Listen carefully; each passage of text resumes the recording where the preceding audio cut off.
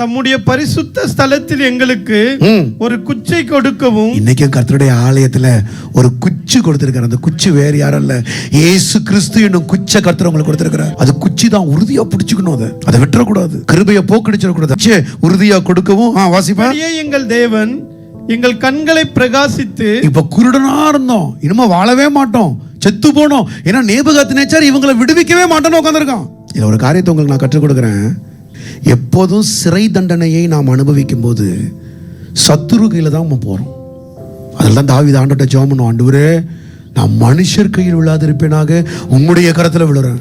Nebuchadnezzar 70 வருஷத்துல என்ன பண்ண, முழுசையும் காலி பண்ணிட்டான். தேவஜனங்கள் பார்க்குறாங்க, 70 வருஷம் தானே ஆண்டவர் கொடுத்தாரு, அவன் 70வது வருஷத்துல தான் இன்னும் எக்ஸ்டென்ஷன் போடுறான். பிசாசுக்கு எப்போதும் அவன் கையில நம்ம இருக்கிறது நல்லது. ஆனாலும் கர்த்தர் எவ்வளவு கிருபையுள்ளவர் தெரியுமா? நாம் மறந்தாலும் அவர் நம்மை மறக்காத தேவன். 70வது வருஷத்துல நேபுகாத்நேச்சார் விடுதலை பண்ணானவன கோரேஷின் மூலமாய் கர்த்தரை விடுவித்தார். உங்களை பார்த்து சொல்றேன், கர்த்தர் உங்களை விடுவிக்க போதுமானவராய் இருக்கிறார். தொடர்ந்து வாசிப்போம் அந்த பகுதியை. எங்கள் கண்களை பிரகாசிப்பித்து அடிமைதனத்திலே எங்களுக்கு கொஞ்சம் உயிர் கொடுக்கவும். சுத்திலும் பிரச்சனை தான், நெருக்கம் தான், கடன் தான், துன்பம் தான். ஆனா அதன் மத்தியிலையும் ஒரு குச்சை பிடிச்சிட்டு நான் நிக்கிறேன்னா அது என் தேவன் எனக்கு கொடுத்த கிருபை. ஏன்னா இப்ப அந்த குச்சும் அந்த கிருபையும் தான் உங்களை சீக்கிரத்துல விடுதலை ஆக்க போகுது.